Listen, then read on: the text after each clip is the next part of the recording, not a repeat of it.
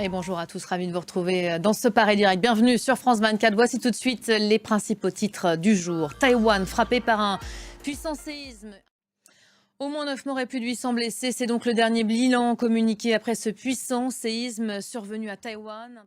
Un autre dossier qu'on va suivre évidemment aujourd'hui, comment inscrire l'aide à l'Ukraine dans la durée, comment renforcer le soutien militaire si essentiel aux Ukrainiens. Voilà tout l'enjeu de ces rencontres qui vont avoir lieu aujourd'hui à Bruxelles. Avec notre invité du jour, Pascal Boniface, nous décrypterons tout à l'heure les enjeux de cette première journée de rendez-vous. L'aide à l'Ukraine, bien sûr, le secrétaire d'État américain qui évoluait hier à Paris et qui a exhorté également Israël à faire plus pour protéger les civils à Gaza.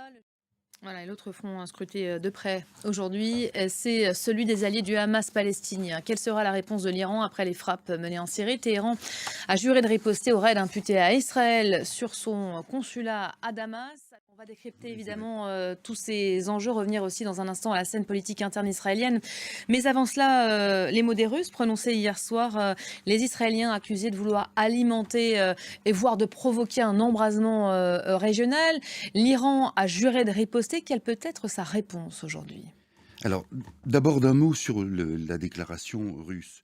Il semble d'ailleurs que cela commence sérieusement à peser aussi sur les consciences israéliennes parce que on le voit bien, il y a ce mouvement de contestation antigouvernementale qui reprend de plus belle, qui repart de plus belle.